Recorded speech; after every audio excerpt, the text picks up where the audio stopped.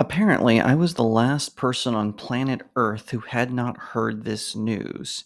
But apparently, Insomniac Games and Sony have both confirmed that they will not be going forward with a Spider Man 2 DLC.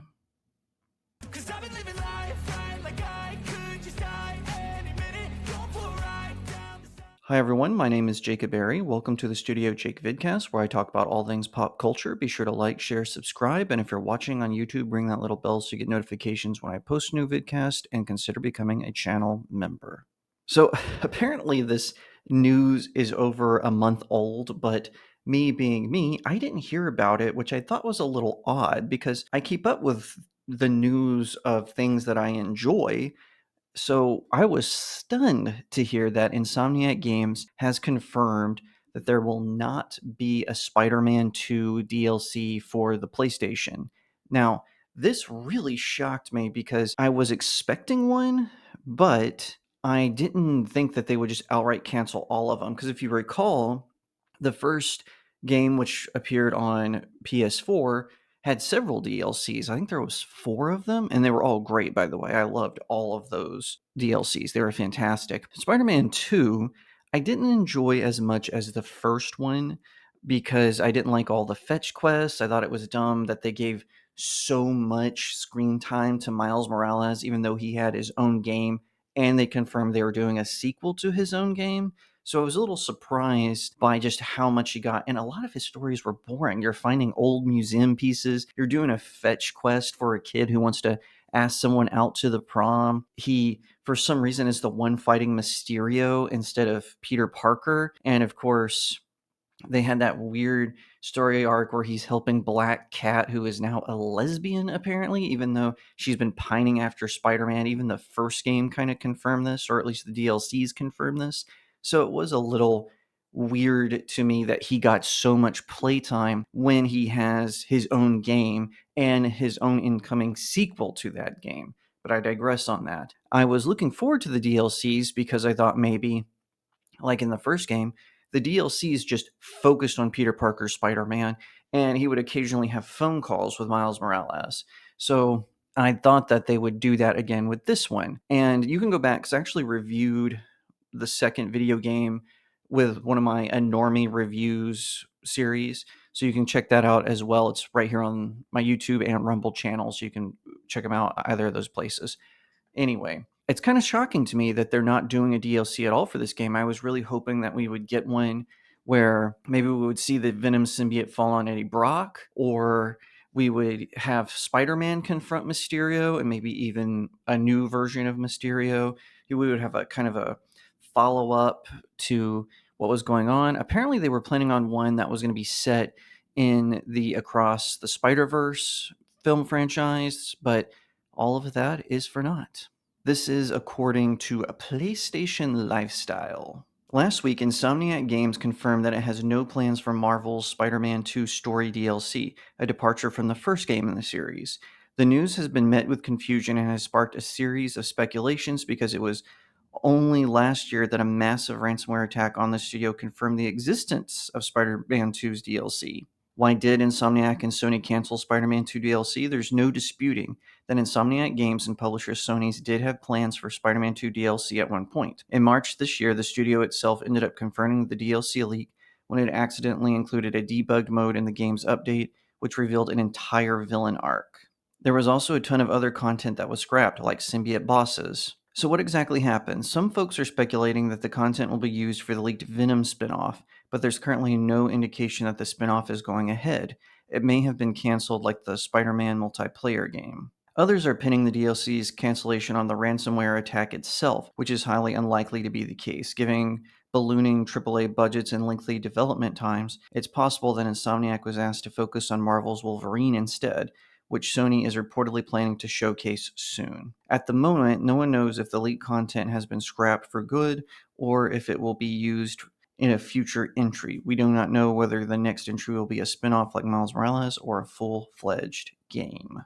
So Spider-Man is my second favorite comic book hero after Batman, of course. I've been a Spider-Man fan since the 90s. When I was reading him, the Ben Reilly stuff was getting started. And so I have to admit I was a little confused because in the Fox Kids TV show, Peter Parker was Spider-Man, but in the comics, Ben Reilly was just getting his career started off. Now, Peter Parker was still around, obviously, but Ben Reilly had kind of become the main Spider at that point. I ended up liking Ben Reilly, and I hated what Marvel Comics did with him later. They just totally ruined his character. He had such great potential, but no, they have to turn him into a villain so they can get more face time with Miles Morales and lift him up, of course, because that's how these things always work. Now, let's just be clear. Miles Morales is Miles Morales, and Peter Parker is Spider-Man. What they need to do with Miles Morales is let him have his own game franchise.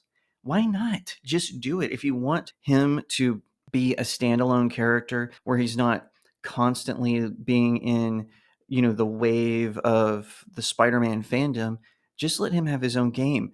Spider-Man 3 needs to be a Peter Parker solo game, and they need to also eliminate the Mary Jane levels. I didn't think they were as bad as people said in the first Spider-Man game, the one for PS4, but in Spider-Man 2, they really took it way too far, and it went out of control. And also, they redesigned Mary Jane to look like one of the writers for the video game.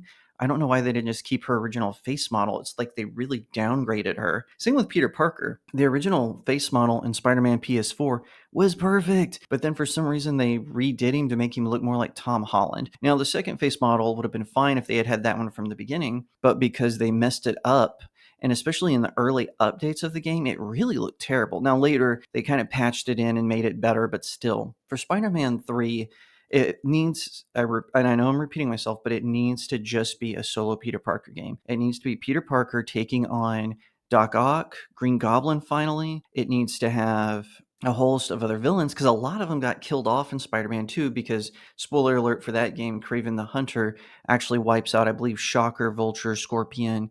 I can't remember if Rhino was one of his victims, but he actually took out a lot of Spider-Man's villains. So there's not a whole lot left for Spider-Man to fight, but it needs to be a final showdown with them, and also Eddie Brock needs to become Venom. That way, a Venom spinoff would make a lot more sense.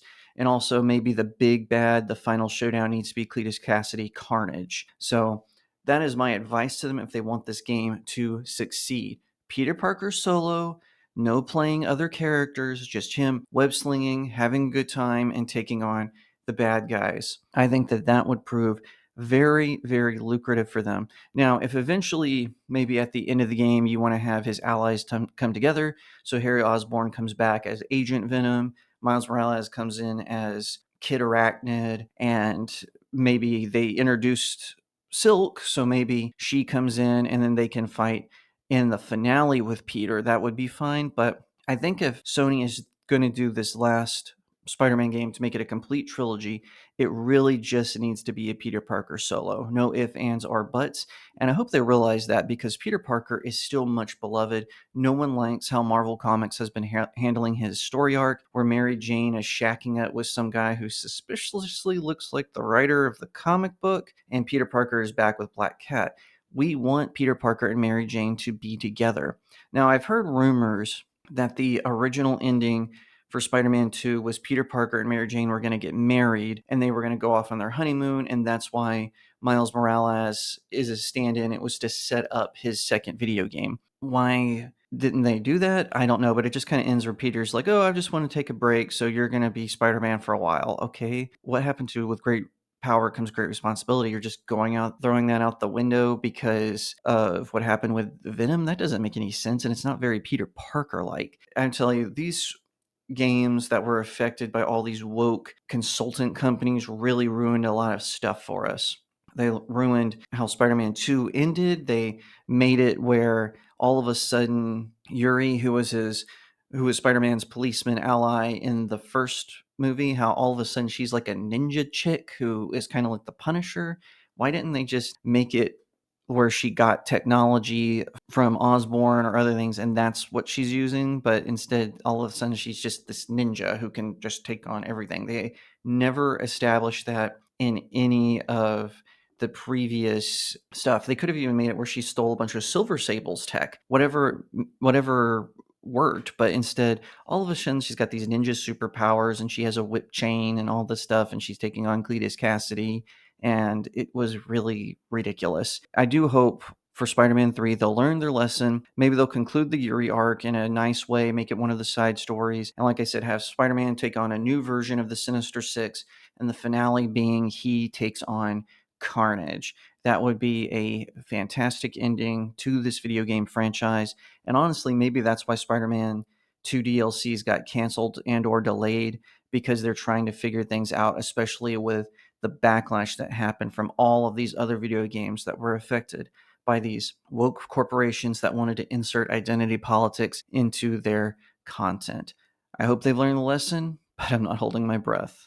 Thank you so much for watching, and if you enjoyed that video, be sure to give it a like, share it out to all your friends, leave me a comment, tell what you think, and subscribe. If you're watching on YouTube, ring that little bell so you get notifications when I post a new vidcast, and consider becoming a channel member. Head on over to my website, StudioJakeMedia.com. There are no ads, and you can sign up for free with your email address and get at least a daily article about something regarding pop culture. It could be a movie, an anime, a book, a TV series, whatever you're into, I've got it over there. So definitely head on over and subscribe there as well. If you want to support what I'm doing, head on over to my locals community. The link is in the description of the video. You can support me through a monthly subscription or give me tips on the articles that I post there. You can also pick up one or all of my books. I've got the supernatural thriller Cacophony. I've got the fantasy series, The Seven Royals, which includes All Good Things and Breaking the Stars. And of course, my newest novella, Blessed Child. You can pick up one or all four of them on Amazon. Please leave me a 5-star review. It really helps out small indie creators like myself. Once again, thank you so much for watching, and I'll see you next time right here on Studio Jake. 'Cause I've been living life right like I